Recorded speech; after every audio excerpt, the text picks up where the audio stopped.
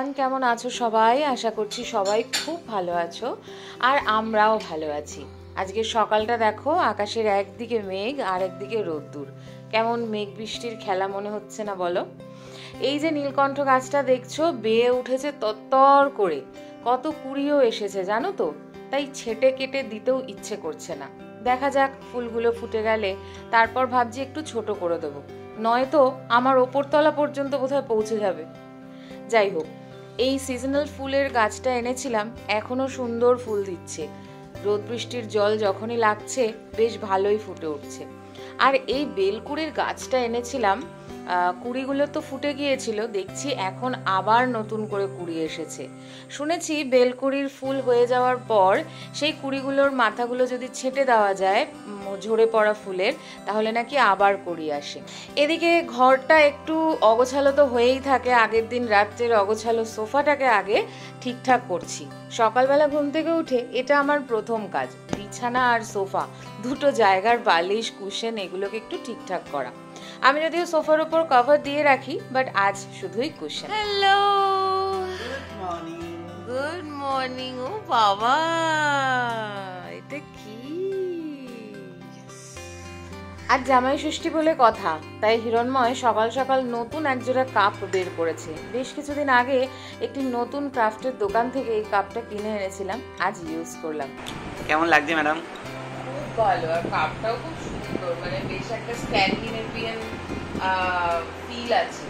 মানুষ তো স্ক্যান্ডিনেভিয়ান ভাস ইউজ করছে এখন, মানে ফ্লিপকার্ট মিশো উঠে গেছে, আমাজনে। আমি কাপ ইউজ করছি।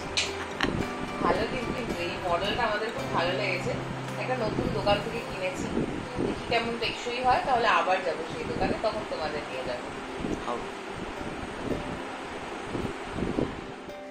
আর যেহেতু জামাই ষষ্ঠী, অথচ আমরা বিশেষ করে জামাই তার শাশুড়ি মায়ের থেকে দূরে রয়েছে, তাই সকালবেলা উঠেই প্ল্যান প্রোগ্রাম চলেছে যে কি কি আজ রান্নাবাটি হবে। আসলে আগের দিন থেকেই চলছে, আর আমরা খাবার দাবার খাবো, ঠাকুরকে দেবো না তা তো হতে পারে না। তাই প্ল্যান প্রোগ্রাম কমপ্লিট হওয়ার পর সবার প্রথমেই স্নান সেরে সুন্দর করে সাজিয়ে গুছিয়ে ঠাকুরের পুজোটা করে নিয়েছি। এই সমস্ত বিশেষ দিনে ঠাকুরকে একটু সাজিয়ে গুছিয়ে খেতে দিতে কি ভালো লাগে না বলো? মনে হয় যেন ঘরের যেখানটাতে তাকে বসিয়েছি সেই জায়গাটা যেন আলো আলো হয়ে থাকে, আর সেই ছটায় আলো হয়ে থাকে ঘরের বাদবাকি কর্নারগুলো। মনটা ভরে যায়। হ্যাঁ জানি, একটু সময় লেগে যায় অবশ্য সুন্দর করে সাজাতে, এবং তার ফলে বাকি কাজগুলো একটু দেরি হয়, তবে মনে যে শান্তিটুকু থাকে না, তার সাথে এর কোনো কিছুরই তুলনা করা যাবে না। তো ঠাকুরের আশীর্বাদী তাপ তোমাদেরকেও দিলাম, আর আমিও একটু নিয়ে নিলাম। এবার শুধু মায়ের সাথে কথা বলার অপেক্ষা।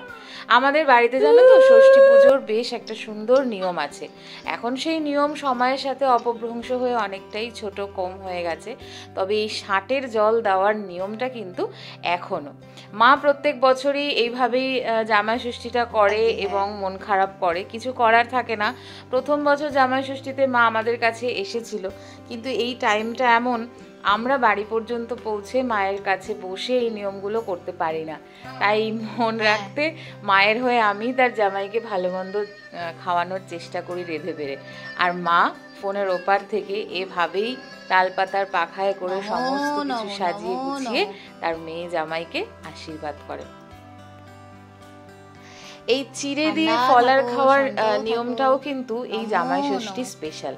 যাই হোক, সেটা আর আলাদা করে দেখাতে পারলাম না, কারণ জামাই বাবা জীবনকে সাজিয়ে গুছিয়ে দিলে উনি খান না। ঘরে কাজ হচ্ছে কিসের, ওই যে উইন্ডো এসির জায়গায় একটা কাচ লাগিয়েছি। আমাদের যেহেতু স্প্লিট এসি, তো সেখানটায় ওপেন রাখলে পাইপটা বের করার পর খুব প্রবলেম হচ্ছিল, সেই কারণে।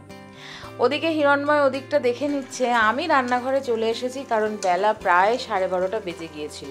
রান্না তখনও শুরু না করলে 2-3টের আগে কোনো মতেই খাওয়া দাওয়া করা সম্ভব ছিল না। আজ মেনু যদিও অনেকটাই হালকা, বানাচ্ছি একটুখানি কাজু কিশমিশ দিয়ে পোলাও, পমফ্লেট মাছের ফ্রাই, আমপানা মানে আম পোড়া আমের শরবত, আর চিকেন কষা কষা বা ওই একটু লাল লাল পাতলা ঝোলও করতে পারি, সেটা দেখা যাক শেষ পর্যন্ত ফাইনালি কি দাঁড়ায়।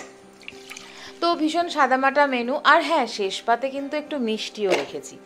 তো পোলাওটা তো অলরেডি দেখলে করেই নিলাম। এবার ওই আমপোড়া আমের শরবতটা বানানোর জন্য প্রথমে আমটাকে পুড়িয়ে নিয়ে প্রেশার কুকারে 2-3টে সিটি দিয়ে নিয়েছি, এবং তারপরে সেটাকে ঠান্ডা করেই কিন্তু এই ছোকলাটা খুলে নিতে হবে।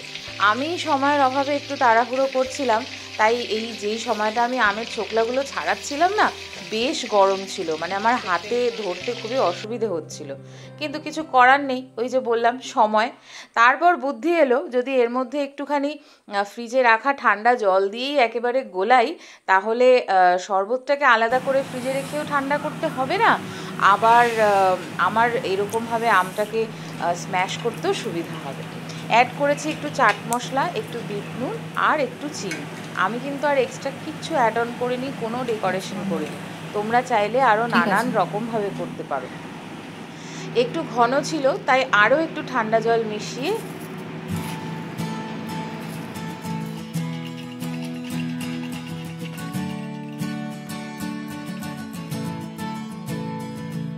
সুন্দর করে সাজিয়ে তৈরি করে নিয়েছি আমার আমপোড়া আমের শরবত।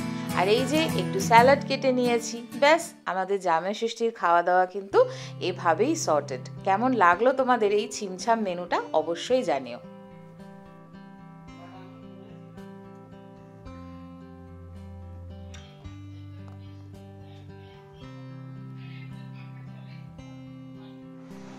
Good evening everybody.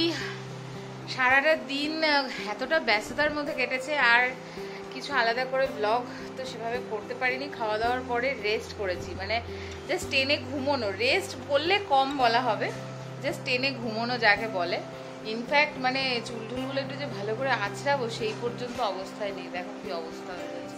আর সামহাউ হঠাৎ করে আমি এখন রিয়েলাইজ করছি আমার জামার রং আর হচ্ছে আমার সোফার রং কাছাকাছি হয়ে গেছে। এই জামাটা নতুন করেছি আজকে, লেখা রয়েছে থিঙ্ক আউটসাইড দ্য বক্স, বেশ ভালো। তো যাই হোক, চা পর্ব মিটে গেছে, রাত অনেকটাই হতে চললো, তাই ভাবলাম রাত্রের খাওয়া দাওয়ার প্রিপারেশন করতে হবে। তো আজকে রাত্রের খাওয়া দাওয়ার প্রিপারেশন করছেন শাহবাবু, কারণ আমার হাত প্রচন্ড যন্ত্রণা করছে। সকালবেলা উঠে থেকে শুরু হয়ে দুপুর 3টে পর্যন্ত রান্না করলে তখন আর হাতের কিছু থাকে না। আর খালি শুধু রান্নাবাটি নয়, তার সাথে বাদ বাকি টুকটাক কাজকর্ম চলছিল। ধরো পুজো টুজোর একটু ব্যবস্থা, ওটা আমি একটুখানি ইলাবোরেট হয়েই যায়। আমি চেয়েও ওটাকে ছোট রাখতে পারি না, কম করতে পারি না। আমার মনে হয় আমাদের মেনু থেকে একটা জিনিস একটু কম হোক অসুবিধা নেই, বাট ঠাকুরের যেটুকু যখন প্ল্যান করি যেন সেইটা ঠিকঠাক থাকে। তো যাই হোক, এখন রাত প্রায় 10টা বাজে যাচ্ছে, আর এই যে আমাদের চা পর্ব কিন্তু কমপ্লিট। দেখো কাপ ধুয়ে উল্টো করে রাখা। তো যাই হোক, এখন রাত্রিবেলা কি খাবো সেটা বল। আমি দেখলাম যে সকালটা যখন এরকম ভালো ব্যাটিং শুরু হয়েছিল, তো রাত্রিবেলাটাও সেটা কন্টিনিউ হওয়া দরকার। তো আমি এখন লুচি বানানোর প্রিপারেশন নিচ্ছি, আর দুপুরবেলার প্রিপারেশন অবশ্যই কিছু রয়ে গেছে, মাংসটা রয়ে গেছে। তো লুচি আর মাংস জমে যাবে। এক্স্যাক্টলি। তো এখন উনি লুচি বানানোর জন্য ময়দাটা মাখবেন, আর আমি বললাম যে আমার একটু হেল্প লাগবে, মানে ভাজতে ভাজতে একটু হেল্প করা যায়। তো বললো যে না, তুমি এখন একটু রেস্ট নাও। তো আমি রেস্ট আর কি, আমি একটুখানি এডিট করব, যাতে ভিডিওগুলো কালকে তোমাদের সাথে সরাসরি শেয়ার করতে পারি। তোমাদের যদি ব্লগগুলো দেখতে ভালো লেগে থাকে, তাহলে কিন্তু অবশ্যই করে কি করবে, do like, share, comment and subscribe our channel. শুধু দিনে নয়, রাত্রের মেনুটাও তো জম্পেশ, বুঝতেই পারছো। এবছর জামাই ষষ্ঠীতে ওই বাঙালিয়ানা স্টাইলে সম্পূর্ণ রকম সাজিয়ে থালি আমি পড়িনি, এর আগে বেশ কয়েক বছরই সেটা করেছি বলে। আর রাত্রেবেলা লুচিটাও এবার ছোর বানাচ্ছে হিরণময়, দুজনে মিলে করলেই ভালো লাগে। তবে আজ আমি শুধুই ভিডিও করার দায়িত্বে।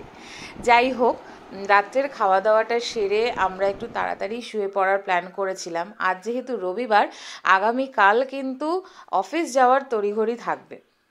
চলো তাহলে আজকের গল্পটা এখানে ইতি টানছি, দেখা হচ্ছে নতুন আরেকটা গল্পে। আজকের গল্প ভালো লাগলে please do like, share, comment and subscribe our channel. ততক্ষণ সবাই হাসতে থাকো, আনন্দে থাকো, টাটা।